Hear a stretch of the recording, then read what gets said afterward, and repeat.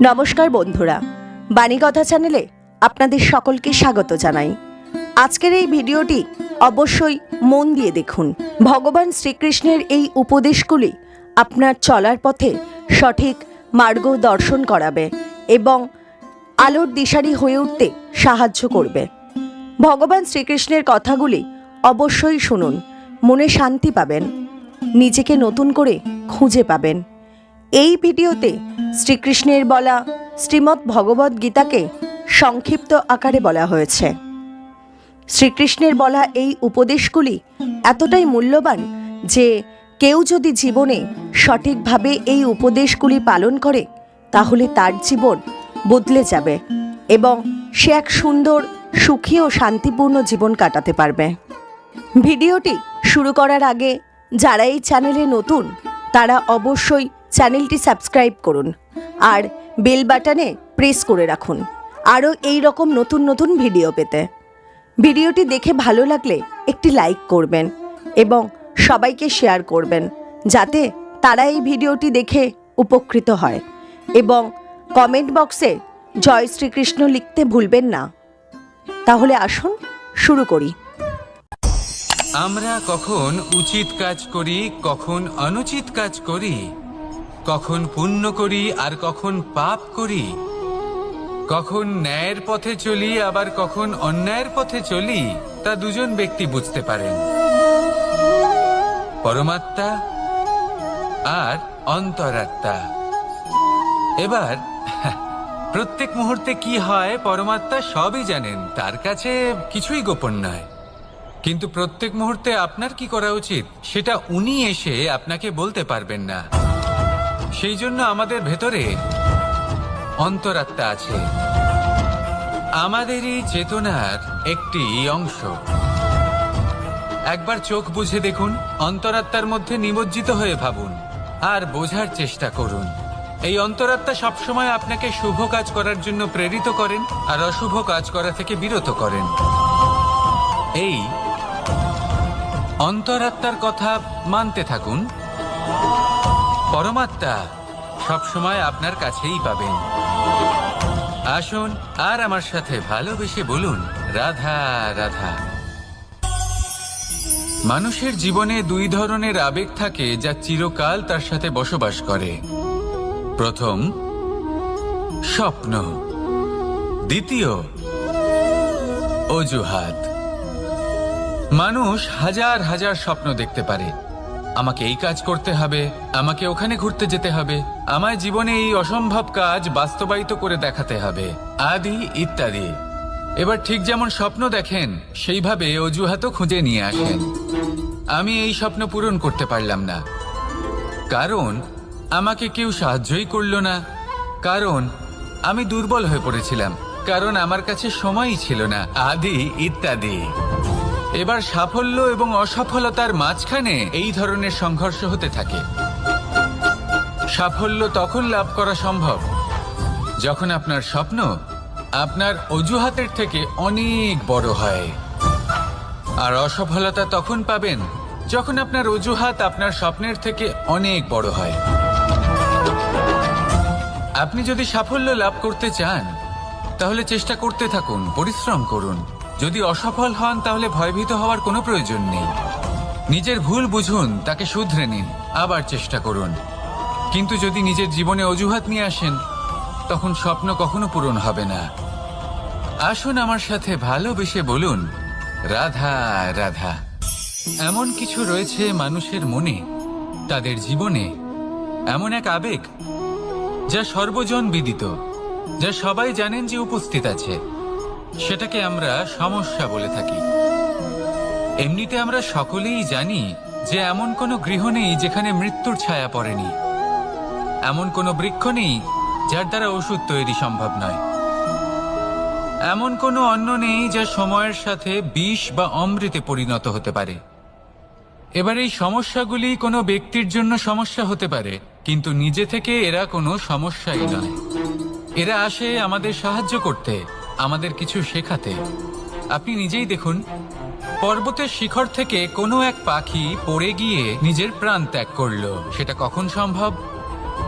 যখন সেই পাখি ওড়ার চেষ্টাই করে না, তখন যখন কোনো ব্যক্তি জলে পড়ে যান এবং ডুবে গিয়ে নিজের প্রাণ হারান, এর সম্ভাবনা কখন বেশি থাকে? যখন সেই ব্যক্তি সাঁতার কাটার চেষ্টাই করেন না, তখন। এই সমস্যা প্রত্যেকের জীবনে থাকবেই, কিন্তু এটা মনে রাখা প্রয়োজনীয় যে কোনো সমস্যা পরিস্থিতির কারণে সমস্যা হয়ে ওঠে না। এই পরিস্থিতি যখন আমাদের সামনে আসে, আমাদের তা কঠিন মনে হয়, আমরা নতমস্তক হয়ে পড়ি, ভয়ভীত হয়ে পড়ি, তার সম্মুখীন হতে পারি না। তখন তা সমস্যার রূপ নেয়।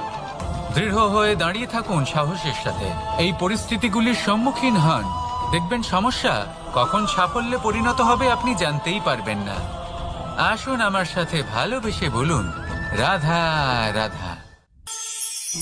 সময় যা সবকিছুকে সমান করে দিতে পারে, যা সব থেকে বেশি শক্তিশালী, সব থেকে বড় সম্পত্তি, সব থেকে বড় শিক্ষক এবং সব থেকে বড় সুযোগ। এই সময় যখন ভালো যায় তখন তা আপনাকে আমিত্বে মত্ত করে তোলে, অহংকারে নিমজ্জিত করে দেয়। আর যখন খারাপ হয় তখন দুঃখের সাগরে নিজের প্রতি ঘৃণাবোধে নিমজ্জিত করে। তাই এই সময়ে যা এত শক্তিশালী এক সম্পত্তি, এত মহান একটি ধন, তাকে এমনি এমনি নষ্ট হতে দেবেন না। এই সময়ের সাথে কি করবেন, কিভাবে করবেন তা ভাবতে গিয়ে এবং করতে গিয়ে সময় নষ্ট করবেন না। যদি আপনি এই সময় নষ্ট করেন, তাহলে সময়ও নিশ্চিত করবে যে আপনার সাথে কি করা উচিত। তাই সময়ের সদ্ব্যবহার করুন আর আমার সাথে ভালোবেসে বলুন, রাধা রাধা। এই সংসারে এমন অনেক ব্যক্তি আছেন যারা নিজেদের প্রসন্নতার জন্য স্বার্থপরতার সীমা পার করে যেতে পারেন। নিজে সুখ লাভ করার জন্য অন্যকে দুঃখ দিতে পারেন। ওনাদের কারোর প্রতি কোনো টান নেই, না সমাজের প্রতি, না আপনজনদের প্রতি, না ঈশ্বরের প্রতি। এবার দেখুন, মানুষ যদি কাউকে ভয় নাও পায়, তাও নিজের কর্মের কথা মনে করে অবশ্যই ভয় পাওয়া উচিত। কারণ আপনি যা কর্মই করুন তার ফল নিজে থেকে আপনার কাছে আসবেই, নিশ্চিত রূপে আসবে। তার থেকে আপনি পালাতে পারবেন না। কেউ নিজের কর্মফলের হাত থেকে বাঁচতে পারে না। স্বয়ং মহাদেবকেও ওনার কর্মফল ভোগ করতে হয়েছিল। উনি কিছু না ভেবেই ভস্মাসুরকে বর দিয়েছিলেন। তার পরিণামস্বরূপ যেটা হলো যে ওই ভস্মাসুর, যাকে মহাদেব বরদান করেছিলেন, তার হাত থেকে নিজের প্রাণ বাঁচিয়ে ওনাকে পালাতে হলো। এই সংসারে এমন কেউ নেই যে নিজের কর্মফলের হাত থেকে বাঁচতে পারে। সবসময় এটা ভেবে দেখুন যে কর্মটা আপনি করছেন সেটা শ্রেষ্ঠ কি না। এমন কর্ম করুন যেটা আপনাকে জীবনে এগিয়ে নিয়ে যাবে। নিজেকে সৎ পথে রাখুন, কিন্তু এটাও সুনিশ্চিত করুন যে জীবনে যে কর্ম আপনি করছেন তাতে অন্য ব্যক্তির উপর কি প্রভাব পড়ছে, তাতে উনি দুঃখ পাচ্ছেন না তো। যদি আপনি যা করছেন তাতে সবার মঙ্গল হয়ে থাকে, তাহলে আপনার কাউকে ভয় পাওয়ার কোনো প্রয়োজন নেই। না কালকে ভয় পাবেন, না মহাকালকে। আসুন আমার সাথে ভালোবেসে বলুন, রাধা রাধা। জীবনে যখনই আমরা কোনো বিশেষ মানুষের সাথে পরিচিত হই, তখন তার ব্যক্তিত্বের বিষয়ে আমাদের একটি নিজস্ব দৃষ্টিভঙ্গি তৈরি হয়। তা সে ভালো হোক বা মন্দ, আমরা নিজেদের দৃষ্টিভঙ্গি, নিজেদের ধারণা বানিয়ে ফেলি। কিন্তু আপনি কি নিশ্চিত রূপে বলতে পারেন যে এই যে আপনার দৃষ্টিভঙ্গি, সেটাই সেই ব্যক্তির পূর্ণ সত্য, সেই ব্যক্তি সত্যি সেরকমই? না, আপনি সেরকম বলতে পারেন না। কারণ যে কোনো মানুষের একটি চরিত্র, একটি ব্যক্তিত্ব অনেক বছর ধরে তৈরি হয়, অসংখ্য অভিজ্ঞতা লাভ করার পরে তৈরি হয়। আপনি একদিনে বুঝতে পারবেন না যে সেই ব্যক্তি কেমন। এই ভুলটাই বেশিরভাগ মানুষ করে ফেলেন। কিন্তু যদি সত্যি কোনো মানুষকে বুঝতে চান, তাহলে একটু সময় দেওয়া খুব প্রয়োজন।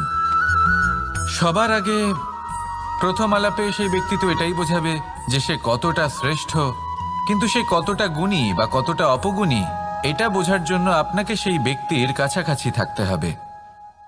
তিনি কতটা অহংকারী বা কতটা সজ্জন, সেটা বোঝার জন্য আপনাকে সেই ব্যক্তিকে সম্মান দিয়ে দেখতে হবে। সেই ব্যক্তি কতটা লোভী বা কতটা সরল, সেটা বোঝার জন্য তাকে ধন দিয়ে দেখতে হবে। সেই ব্যক্তির কতগুলো খারাপ গুণ আছে, সেটা বোঝার জন্য সেই ব্যক্তিকে স্বাধীনতা দিয়ে দেখতে হবে। তবেই তাকে আপনি বুঝতে পারবেন। যে কোনো মানুষকে বোঝা, তার ব্যক্তিত্ব বুঝে ওঠা এতটা সহজ কাজ নয়।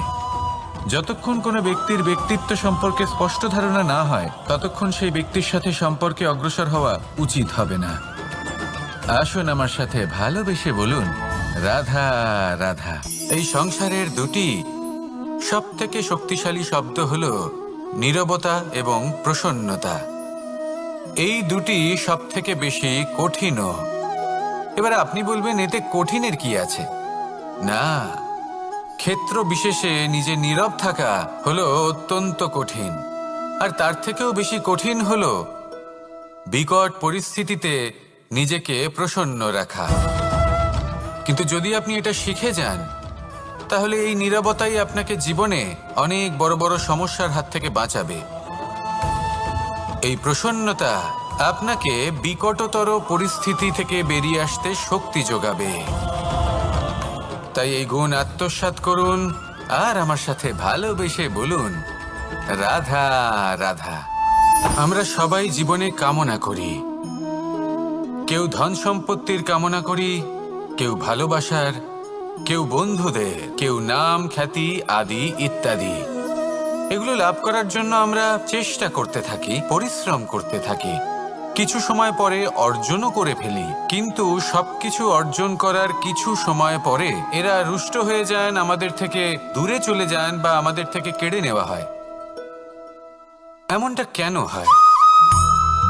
এমনটা এই কারণে হয় কারণ মানুষের একটা দুর্বলতা আছে। কোনো কিছুই অর্জন করার পরে আস্তে আস্তে সে তার মূল্য, তার গুরুত্ব ভুলে যায়, তার জন্য চেষ্টা করা ছেড়ে দেয়। আর এটাই হলো সবথেকে বড় সমস্যা। ঠিক যেমন কোনো ব্যক্তি যিনি ধন অর্জন করতে চান, তার জন্য কঠিন পরিশ্রম করেন, হয়তো ধন অর্জন করেও ফেলেন, তারপর আস্তে আস্তে ওই ধনের মূল্য ভুলে যান, উচিতভাবে তা প্রয়োগ করেন না, আস্তে আস্তে তার ধন, তার সঙ্গ ত্যাগ করে দেয়, সমস্ত পরিশ্রম ব্যর্থ হয়ে যায়। সেই জন্য মনে রাখবেন, এই সংসারে কিছু অর্জন করা অত্যন্ত কঠিন ব্যাপার, কিন্তু তার থেকেও বেশি কঠিন হলো সেটা নিজের সাথে ধরে রাখা। তাই জীবনে যখনই আপনি কিছু অর্জন করবেন, তার গুরুত্বটা বুঝুন, আর তারপরে সময় সময় তার মূল্য নিজেকে স্মরণ করাতে থাকুন। কৃতজ্ঞ থাকুন যে আপনার পরিশ্রম আপনাকে এই ফল দান করেছে, আর চিরকাল পরিশ্রম করুন। তবেই আপনি যেটা লাভ করেছেন সেটা আপনার কাছে থেকে যাবে। আসুন আর আমার সাথে ভালোবেসে বলুন, রাধা রাধা। এই সংসারে আপনার সবথেকে বড় বন্ধু কে? কেউ বলবেন ছোটবেলার বন্ধুরা, কেউ বলবেন মাতা পিতা, কেউ বলবেন ঈশ্বর। এবারে বলুন যে এই সংসারে আপনার সবথেকে বড় শত্রু কে?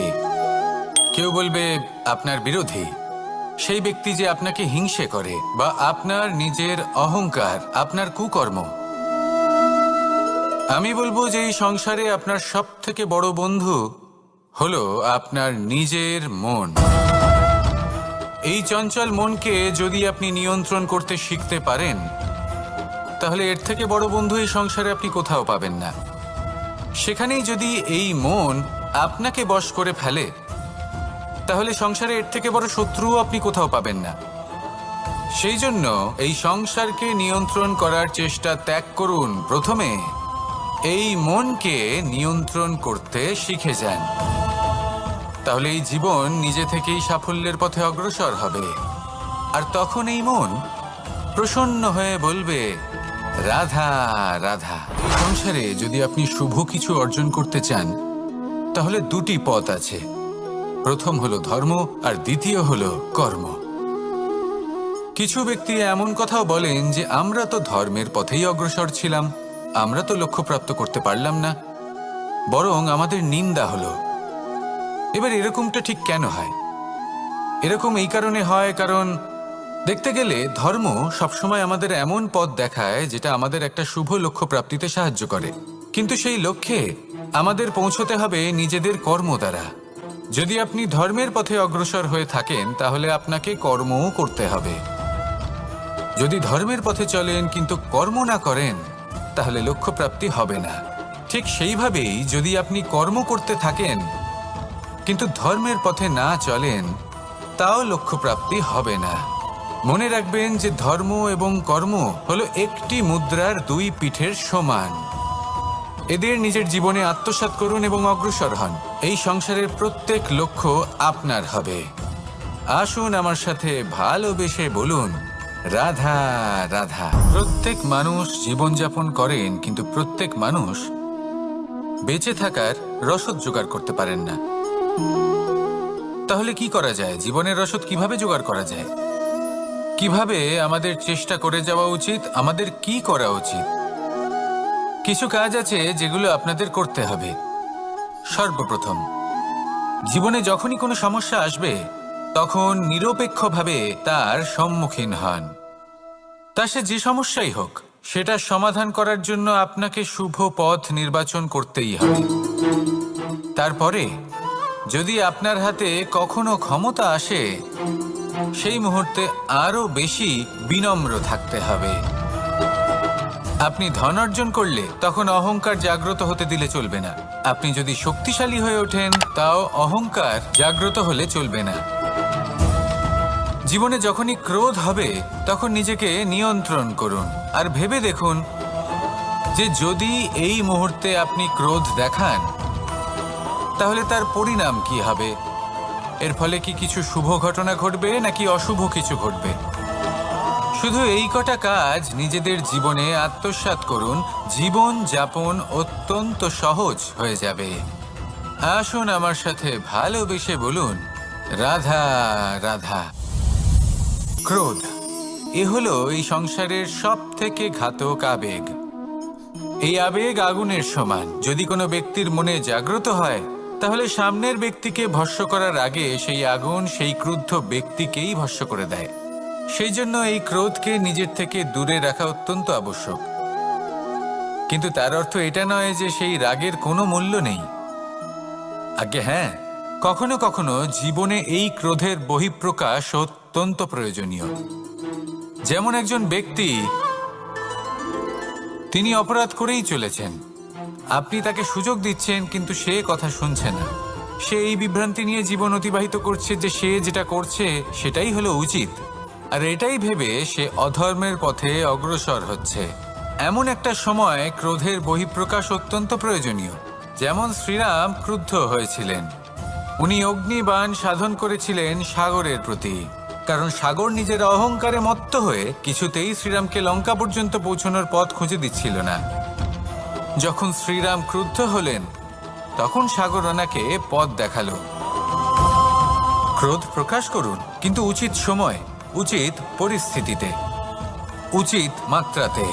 আর কখনোই এই ক্রোধের আবেগ যেন আপনাকে নিয়ন্ত্রণ না করতে পারে। আসুন আমার সাথে ভালোবেসে বলুন, রাধা রাধা।